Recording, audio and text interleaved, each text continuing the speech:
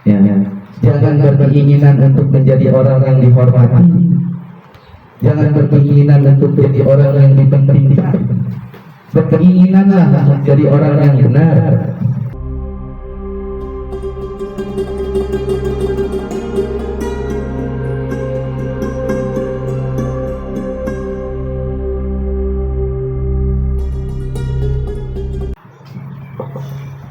Assalamualaikum warahmatullahi wabarakatuh.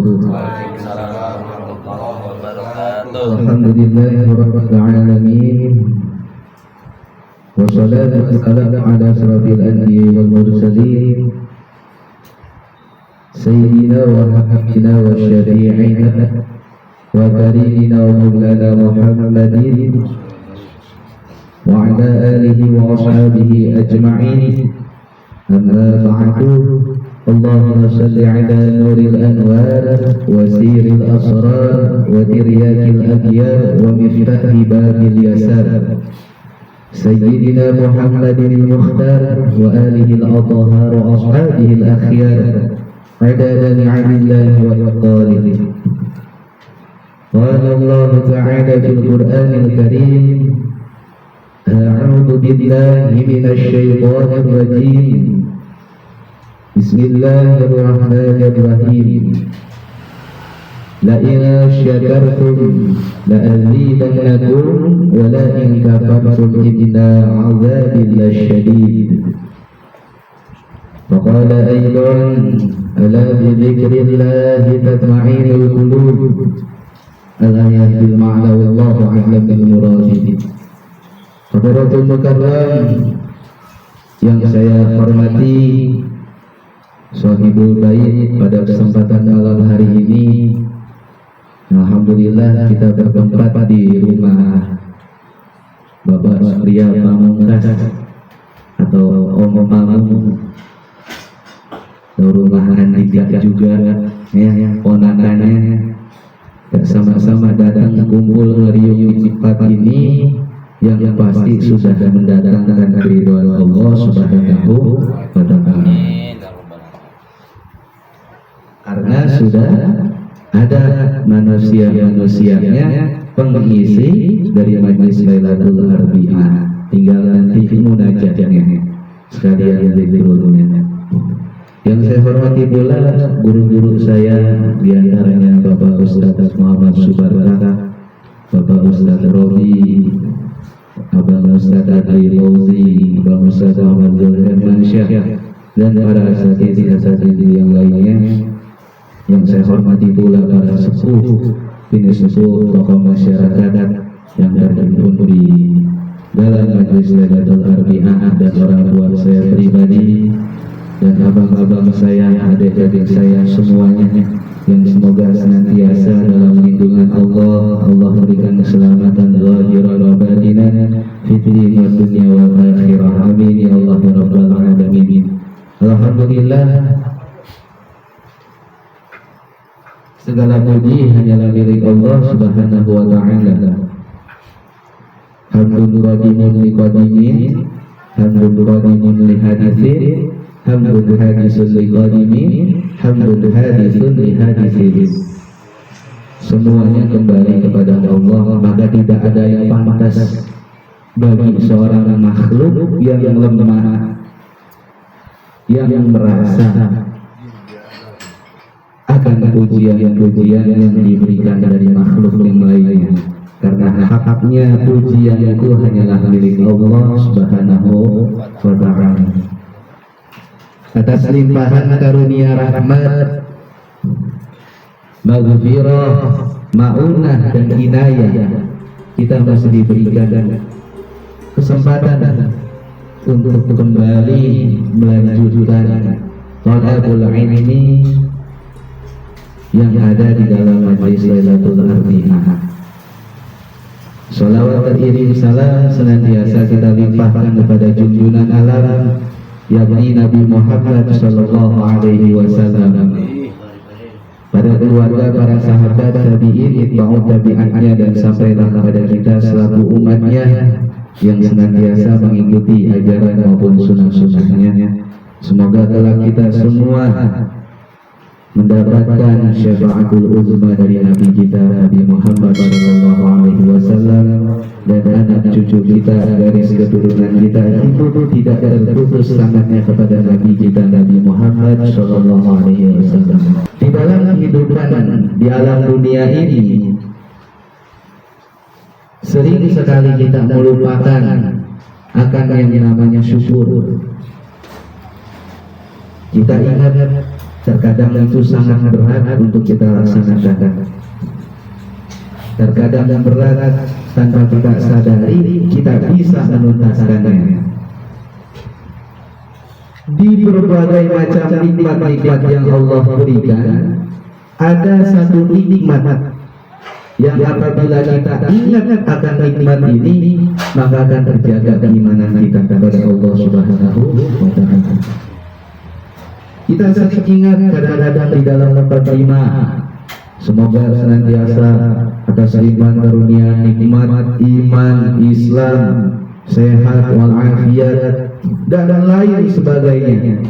Ada satu nikmat di dalam kitab Ihya Ulumuddin oleh Imam Abu Hamid Muhammad bin Al-Ghazali dikatakan ni'matul ijad. Nikmat di mana diri kita diadakan oleh Allah Subhanahu wa Ta'ala untuk hidup di alam dunia. Kalau lagi mentok-mentoknya, lagi habis-habisnya, rezekinya makin seret, kita ingat, ya Allah, alhamdulillah saya bersyukur udah ada di alam dunia ini, dia udah senang banget, aman hatinya, imannya aman, mau beribadah, ingat kepada Allah, mau bersolawat, dia jalan rezekinya dijamin sama Allah. Ini nikmat yang akan menyelamatkan kita ketika kita sudah berkokok banget di dalam kita berusaha di dalam dunia ini, yaitu ni'matul ijazah, nikmat diciptakan dari diri kita oleh Allah Subhanahu wa Ta'ala. Ini yang seringkali dilupakan oleh semua abdu-abdu hamba-hambanya Allah. Ketika dikasih nikmat sama Allah, dikasih tubuh yang sempurna, ahsan taqwim, mereka lupa tujuannya itu untuk apa. Sedangkan kata Allah di dalam Al-Quran, jika kau itu nikmat la tuhsuha, gak bakal bisa kita hitung. Jangankan yang di luar mata kita, yang ada di dalam diri kita, yang zahir nampak di diri kita pun kita belum bisa mensyukuri. Nikmat kita bisa berpetir. Bagaimana cara kita mensyukuri kita dikasih mata bisa melihat? Nikmat kita dikasih telinga, bagaimana cara kita mensyukuri kita dikasih telinga? Nikmat kita dikasih lisan, nikmat kita dikasih panca indera hidung, perasa dan lain sebagainya. Bagaimana cara kita mengaplikasikan itu semua? Lalu diberi bocoran sama Allah. Tabarakalladzi biyadihil mulku wa huwa ala kulli syai'in qadir. Terus lanjutannya, alladzi khalaqal mauta wal hayata liyabluwakum ayyukum ahsanu amala wa huwa azizul ghafur. Ahsanu amala. Ketika kita semuanya diwujudkan sama Allah Subhanahu wa Ta'ala di alam dunia ini, khalaqal mauta wal hayata liyabluwakum ayyukum ahsanu amala. Perbuatan baiklah yang harus kita kejar tanpa mengesampingkan hal-hal yang lain. Maka inilah yang dicontohkan oleh Nabi Muhammad SAW di dalam perjuangannya mensyiarkan agama Islam, di dalam perjuangannya dihina, dicaci maki, disambitin karena menegakkan yang hak, dia tetap berlaku ahsanu amala, baik kepada orang non muslim, baik kepada orang yang kafirnya kebangetan sampai pengen ngebunuh Nabi, masih ahsan ahsanu amala, masih berbuat baik. Jadi kita sebagai umatnya, ketika kita mendapatkan hal yang sama sedemikian Nabi kita rasakan, kita harus tetap ahsan, kita harus baik.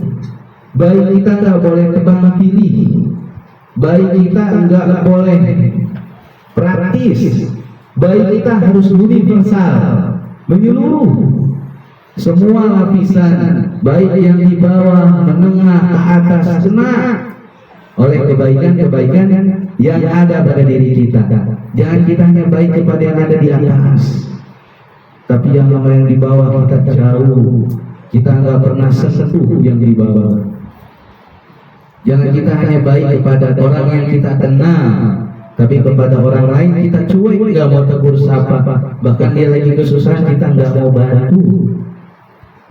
Itu jauh dari ajaran Nabi Muhammad Shallallahu Alaihi Wasallam. Kalau kita mau diaku oleh umat, oleh Nabi kita mau diaku sebagai abdunya Allah, maka itu harus berlomba-lomba liyabluwakum ayyukum ahsanu amala. Berbuat baik, baik untuk keluarga, baik untuk anak, baik untuk cucu, baik untuk tetangga, baik kepada seluruh umat manusia yang berhadapan atau yang berhubungan dengan kita. Memang latihannya agak berat. Dari mulai kita harus bisa memaafkan ketika orang lain punya salah kepada kita, berat banget. Tapi nikmatnya luar biasa kalau kita berhasil. Oh, ternyata begini indahnya jadi orang pemaaf. Oh, ternyata begini indahnya jadi orang yang baik. Oh, ternyata begini jadi orang yang murah, senyum, dermawan. Begini, dekat kepada Allah. Itu untuk mensyukurinya dari ni'matul ijad yang liyabluwakum ayyukum ahsanu amala. Berbuat baiklah kepada seluruh umat Sayyidina Muhammad, baik yang kita kenal namanya ataupun yang kita tidak kenal namanya. Kita harus terus berlaku baik.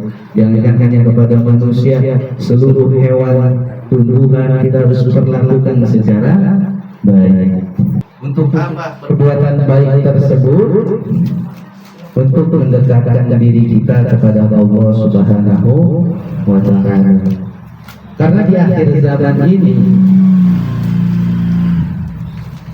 ibadah yang mana yang mau kita banggakan di hadapan Allah? Ibadah yang mana yang mau kita bawa di hadapan Rasulullah? Ibadah yang mana yang mau kita laporkan kepada Rasulullah ketika di yaumul mahsyar?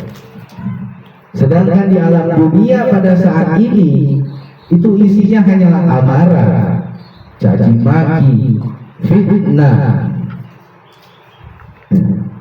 maksiat dan lain sebagainya. Lalu ibadah yang manakah yang Allah terima? Makanya ulama-ulama kita mencontohkan adanya silaturahim antara mau ke rumah guru sowan, baik yang masih hidup ataupun yang telah wafat, mengajarkan kita untuk ziarah kubur kepada aulia-aulianya Allah yang sudah dijamin seluruh amaliyah ibadahnya itu diterima oleh Allah Subhanahu wa Ta'ala. Gak ada yang bisa kita banggakan. Sholat kita, sholawat kita, zikir kita, yang bisa kita banggakan adalah senantiasa diri kita terhubung kepada ahli-ahli kubur kita, terhubung kepada para aulia-aulia Allah, terhubung kepada ulama-ulama min jumlatil auliyaillah, kepada orang-orang alim al-alamah. Itu yang bisa kita banggakan di hadapan Rasulullah. Karena kita nanti di sana nggak bisa ngomong, tapi guru kita bisa ngomong, ya Allah, itu si fulan, itu murid saya. Selamat kita, dia di belakangnya, ikut rombongannya. Di sini kita ngikutin umpi sirah, Ya. Oh itu dia tuh yang sering ngawasin gua. Sini. Ikut kita ngikut rombongannya Kumpi Sirah. Ya. Lalu di sini siapa lagi? Ada Kumpi Syaribah, ada Kumpi Serila.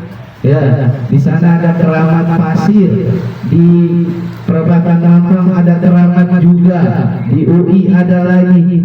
Ziarahin semuanya. Diatur agendanya, misalnya hari apa ziarah. Biar hati kita itu ada sambungan. Ketika kita beribadah, hati kita punya sambungan kepada aulia, insya Allah nyambung kepada Allah, nyambung kepada Rasulullah, dan dilaporkan kepada Allah Subhanahu wa Ta'ala. Jadi tidak ada yang bisa kita banggakan, Bapak. Tapi jangan berkecil hati.